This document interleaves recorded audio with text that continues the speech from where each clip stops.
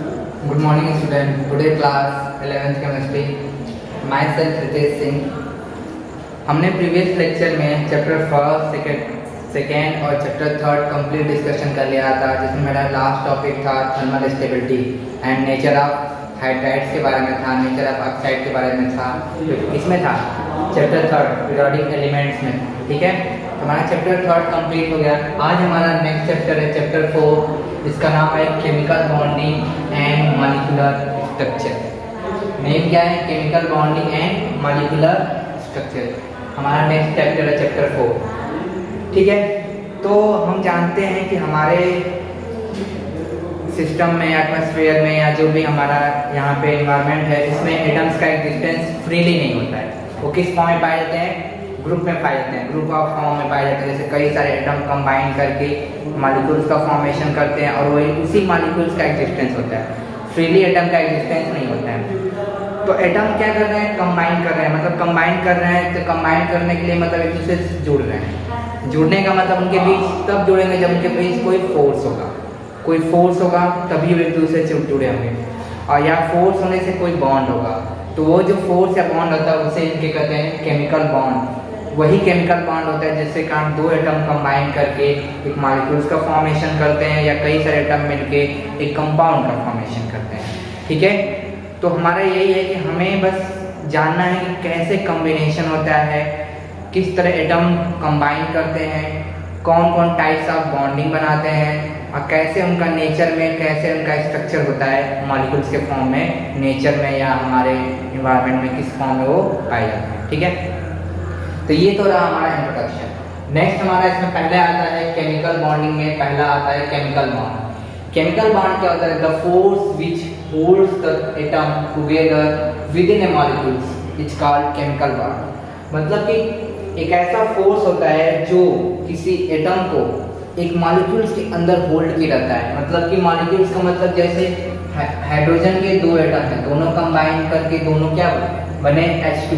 अब H2 बना मतलब इसमें क्या है? दो हाइड्रोजन के एटम है, दो हाइड्रोजन के एटम है, और एक दूसरे से जुड़ के एक मॉलिक्यूल्स बना है। तो मॉलिक्यूल्स में हाइड्रोजन के एटम्स को कोई चीज होल्ड की है, कोई फोर्स होल्ड किया है, और वो फोर्स किसके द्वारा होता है? Chemical bond.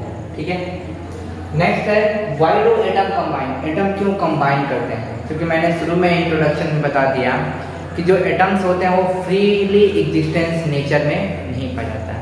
उनका फ्रीली एग्जिस्टेंस नहीं होता है, वो फ्रीली एग्जिस्ट नहीं कर पाते हैं। ठीक है, वो कंबाइन करके मॉलिक्यूल्स के फॉर्म में या कंपाउंड के फॉर्म में पाए जाते हैं। ठीक है, तो क्यों करते हैं? पहला, कंबाइन करके वो क्या करते हैं? फॉर कंप्लीशन ऑफ या complete the octet rule. Octet rule मतलब वो अपने इलेक्ट्रॉन को ऐसे अरेंज करना चाहते हैं ताकि उनके जो सेल्स हो या सब सेल हो या ऑर्बिटल हो वो कंप्लीटली फिल हो। कंप्लीटली फिल मतलब कि उनका जो नंबर ऑफ इलेक्ट्रॉन हो सेल में कितना हो? 8। ऑक्टेट फॉलो करें, 8 इलेक्ट्रॉन भरना पसंद करते हैं। 8 इलेक्ट्रॉन क्यों भरना पसंद करते हैं? ताकि वो अपने नियरेस्ट नोबल गैस जो होती है उसके इलेक्ट्रॉनिक कॉन्फ़िगरेशन तक पहुंच सकें। क्योंकि जो इतने सारे नोबल गैसेज होते हैं जिनका ग्रुप नंबर 18 होता है, वो क्या होते हैं? स्टेबल होते हैं। स्टेबल होने का रीजन क्यों? मैंने चैप्टर जब सेकेंड पढ़ा रहा था तो इलेक्ट्रॉनिक कॉन्फ़िगरेशन बताया था। तो जिनका ऑर्बिटल कंप्लीटली फिल होगा वो ज़्यादा स्टेबल होगा। मैंने एक चीज़ बताया था, हाफ फिल्ड सिस्टम और full field system. Half filled का मतलब जितने हाफ फिल्ड इलेक्ट्रॉन वो क्या होंगे? ज़्यादा स्टेबल होंगे, और फुल फिल्ड इलेक्ट्रॉन भी ज़्यादा स्टेबल होंगे एज कम्पेयर टू अदर। तो कोई भी क्या चाहता है? स्टेबल होना चाहता है। हर कोई चाहता है कि हम स्टेबल हो जाएं। स्टेबल मतलब कि अपने लाइफ में फिक्स रहे, हमें ज़्यादा कोई परेशान ना करे जो भी हो। तो सब कुछ डिपेंड किस पे कर रही है? स्टेबिलिटी पे। तो स्टेबिलिटी कब आएगी? जब उसका नंबर ऑफ, उसके सिस्टम में number of electron outermost shell में कितने हो जाए? 8 हो जाए। या किसी में डुप्लेट भी होता है। डुप्लेट में 2 इलेक्ट्रॉन, जैसे हाइड्रोजन का 1 है, एटॉमिक नंबर लिथियम का 3 और बेरिलियम का 4। तो इनको 8 तक पहुंचने के लिए 4 इलेक्ट्रॉन की रिक्वायरमेंट होगी, 6 होगी, इसके लिए 7 होगी, इसके लिए। तो ये इतना ज़्यादा इलेक्ट्रॉन का सिस्टम में ले नहीं सकते। मैंने बताया था कि आयनाइजेशन एंथैल्पी और इलेक्ट्रॉन गेन एंथैल्पी में मैक्सिमम नंबर ऑफ इलेक्ट्रॉन कितने कोई सिस्टम से रिलीज कर सकता है 4, मैक्सिमम गेन भी कितने कर सकता है 4। तो इनको 4 से क्या 8 तक पूरा होगा नहीं हो पाएगा। ये 4 दिख रहा है जिसमें 2 और 2 मतलब इसको रिक्वायरमेंट आउटर मोस्ट में 6 की रिक्वायरमेंट है। तो हम कॉन्फ़िगरेशन करेंगे मतलब पूरा का पूरा 2p 0 रहता है, तो इसमें 6 कहाँ से 6 इलेक्ट्रॉन ले सकता है, 4 तक तो ले सकता है।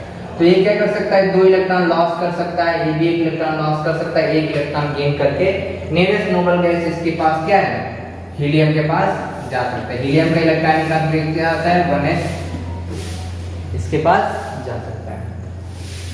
तो मेनली सबका कारण क्या है करने का स्टेबल गेट मतलब सभी क्या चाहते हैं कि हमें stable noble gas electronic configuration मिल जाए। क्या मिल जाए ये, इसका मतलब कि उनके लास्ट सेल इलेक्ट्रॉन में 2p6 हो जाए।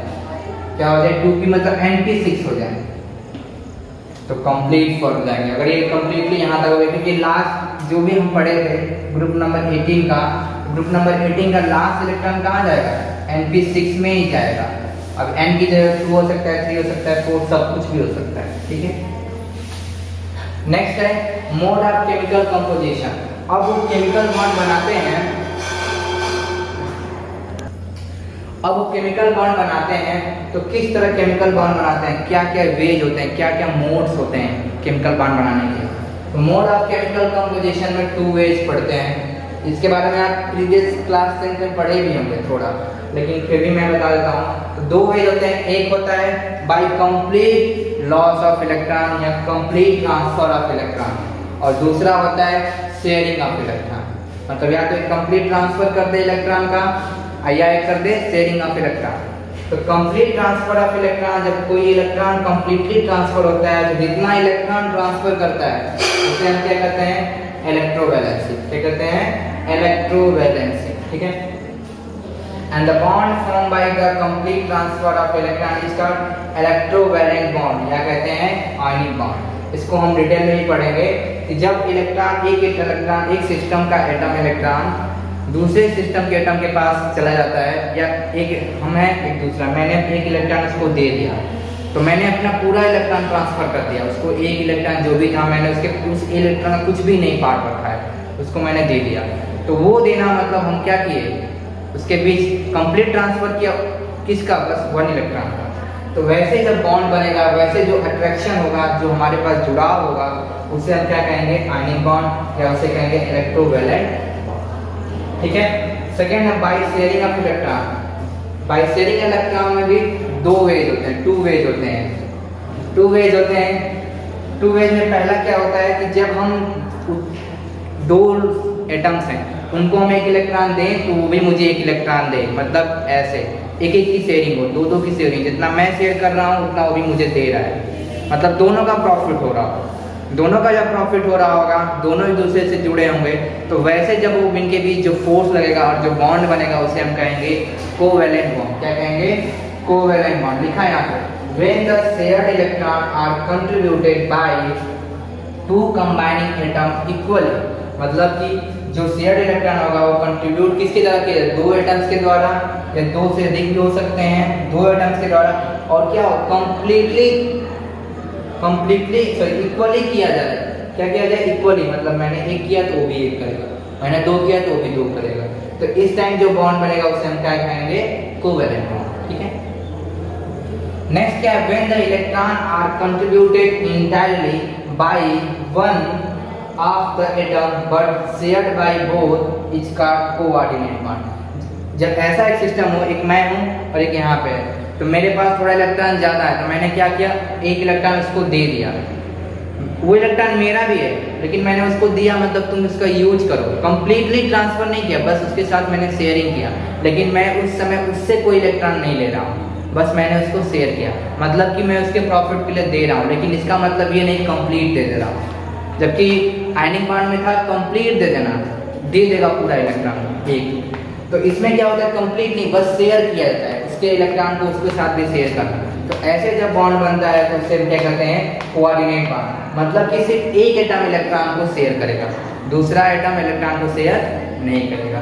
इसे कहते हैं कोऑर्डिनेट बॉन्ड, या इसे और नाम जानते हैं डेटिव बॉन्ड के नाम से भी जानते हैं। क्या नाम जानते हैं, कोऑर्डिनेट बॉन्ड या डेटिव बॉन्ड। ज़्यादातर कोऑर्डिनेट और डेटिव बॉन्ड के बारे में आपको नहीं पढ़ने को मिलेगा, आपको ज़्यादा पढ़ना होगा आयनिक बॉन्ड्स के बारे में और कोवेलेंट बॉन्ड के बारे में। ठीक है, नेक्स्ट आता है हमारा लेविस सिंबल। ये भी क्लास 10 में बताया गया होगा। लेविस सिंबल क्या होता था, एक साइंटिस्ट थे जिनका नाम था जीएन लेविस।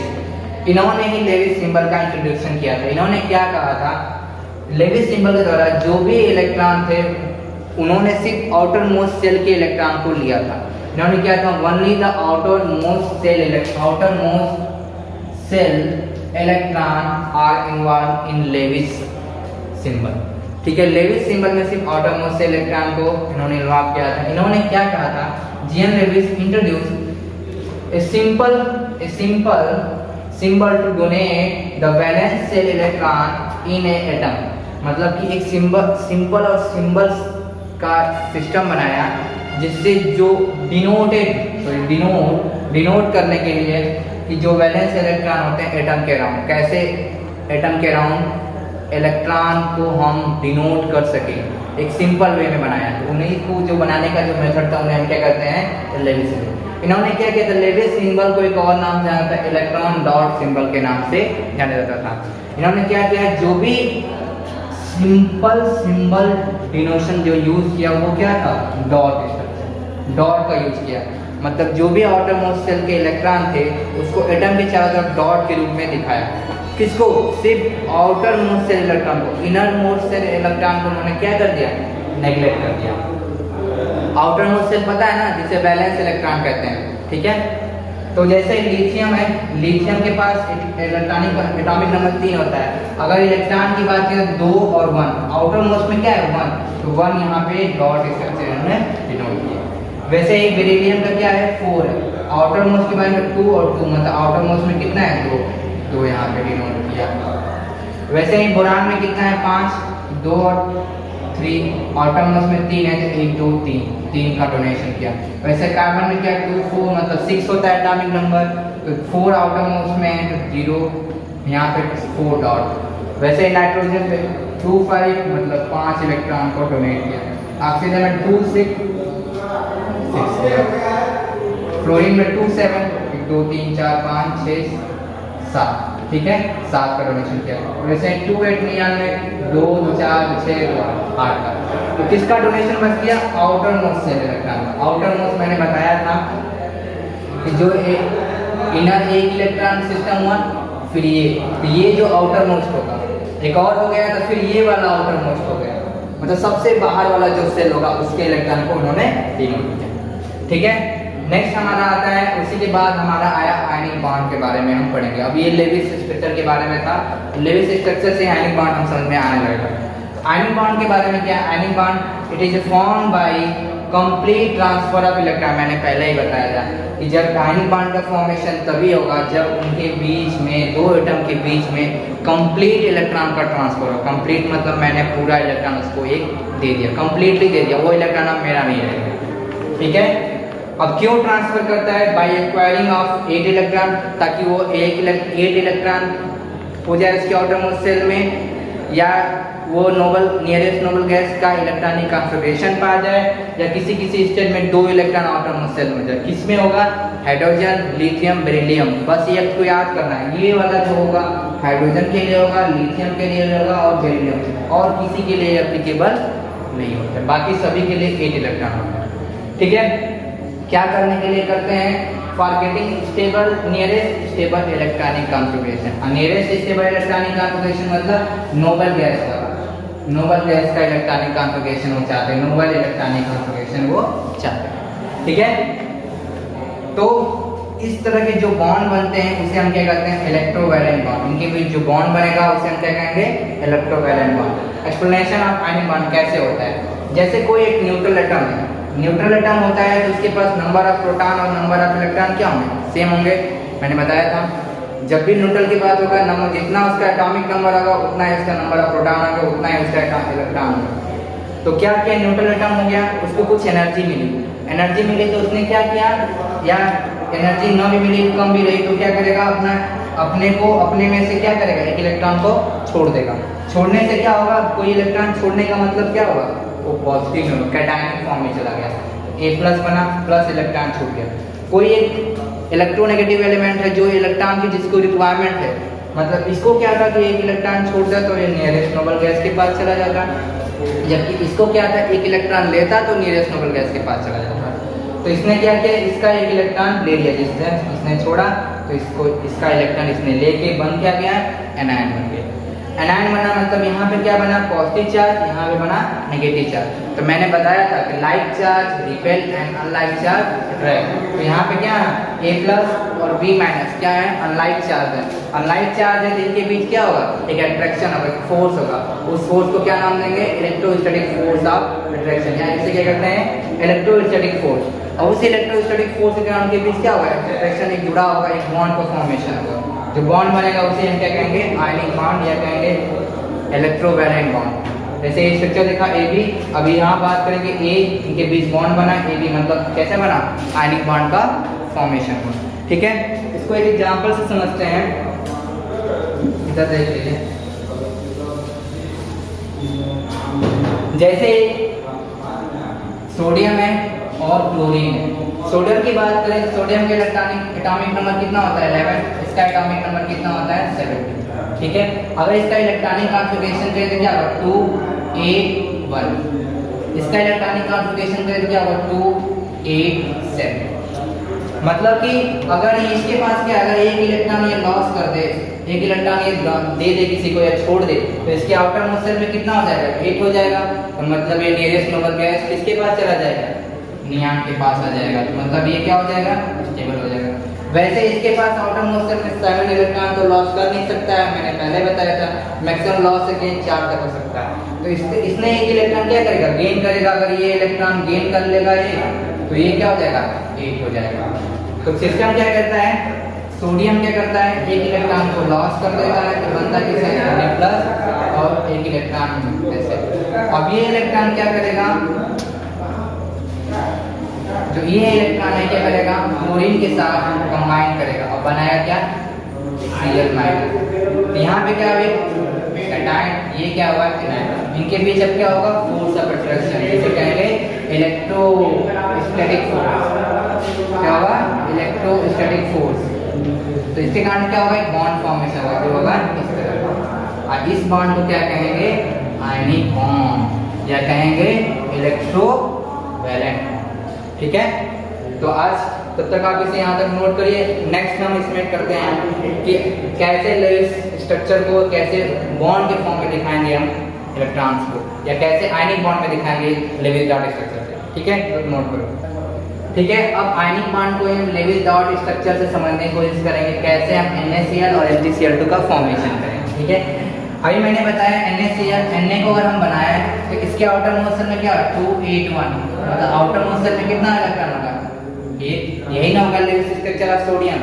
वैसे ही इसका क्लोरीन है, क्लोरीन की बात करें तो क्लोरीन का क्या होगा, 287। अगर इसके इलेक्ट्रॉनिक कॉन्फ़िगरेशन में लेविस डॉट स्ट्रक्चर से बनाया जाए तो क्या होगा, 2, फिर यहाँ पे 1, यहाँ पे 2, यहाँ पे 2, यहाँ पे 7 होने चाहिए। ये स्ट्रक्चर हुआ। अब ये क्या करेगा, ये इलेक्ट्रॉन क्या करेगा, इसको डोनेट करेगा। क्या करेगा, डोनेट करेगा। डोनेट करने से क्या होगा, इस पे चार्ज कैसा आएगा, Na+। अब इसके पास क्या होगा, 2A, तो किस फॉर्म में आ गया, 2A। तो क्या आप लेविस स्ट्रक्चर दिखा सकेंगे, अब कहाँ दिखाएंगे, आउटर मोस्ट शेल कंप्लीट हो गया है हमारा काम करना। नेक्स्ट यहाँ पे इसके पास 7 था, इसको एक इलेक्ट्रॉन मिला, तो इसके पास भी क्या हो गया, एक इलेक्ट्रॉन मिल गया, तो किसमें चला गया, Cl- में। क्या इनके बीच भी हम दिखा सकेंगे, अब हमें कोई दिखाने की जरूरत नहीं है। अगर दिखाना भी चाहेंगे तो आप दिखा सकते हैं। इनके पास कितना इलेक्ट्रॉन हो गया, 8 इलेक्ट्रॉन्स हो चुके हैं, लेकिन इलेक्ट्रॉन के पास क्या है, नेगेटिव चार्ज है। अब इनके बीच क्या आएगा, एक बॉन्ड फॉर्मेशन, एक फोर्स आएगा। फोर्स मैंने बता दिया क्या था, इलेक्ट्रोस्टैटिक फोर्स। इलेक्ट्रोस्टैटिक फोर्स के आने के बाद क्या बनेगा, बॉन्ड, जिसे कहेंगे क्या कहेंगे, आयनिक या इलेक्ट्रोवैलेंट। और ये फॉर्मेशन ऑफ NaCl। ठीक है, ऐसे क्वेश्चन बनाने रहेंगे। कहता है draw a Lewis dot structure of NaCl, NaCl का लेविस डॉट स्ट्रक्चर बना के आप दिखाओ, तो आपको ऐसे दिखाना होगा। जैसे एक और मैं बता देता हूँ Mg का एटॉमिक नंबर क्या होता है मैग्नीशियम का 12, तो इलेक्ट्रॉनिक कॉन्फ़िगरेशन क्या होगा 2A2, मतलब कि इसके आउटर मोस्ट शेल में कितने होंगे 2 इलेक्ट्रॉन कह सकते हैं। वैसे क्लोरीन है, इसको इधर लिख लीजिएगा 2A2। वैसे क्लोरीन का है तो क्लोरीन कितने होंगे, अब क्लोरीन क्या है 2 क्लोरीन है, क्या है 2 क्लोरीन है। एक क्लोरीन का क्या होगा 7 आउटर मोस्ट शेल में, ऐसे इसका भी क्या होगा 7 आउटर मोस्ट शेल में। तो क्या करेगा एक इलेक्ट्रॉन इसको डोनेट करेगा, एक इलेक्ट्रॉन इसको डोनेट करेगा। जब 2 इलेक्ट्रॉन डोनेट किया मतलब क्या हो गया Mg2+ में हो गया, और यहाँ पे क्या हो गया क्लोरीन माइनस, यहाँ पे क्या हो गया क्लोरीन माइनस। ठीक है, अब इनके बीच जो 4 अट्रैक्शन बॉन्ड बनेगा उसे ही क्या कहेंगे MgCl2, और ये क्या हो गए आयनिक बॉन्ड फॉर्म होगा। ठीक है, आज मैंने आपको लेविस डॉट स्ट्रक्चर के बारे में बता दिया। अब मैं कल इसकी आयनिक बॉन्ड के बारे में और बताएंगे क्या होता है। ठीक है।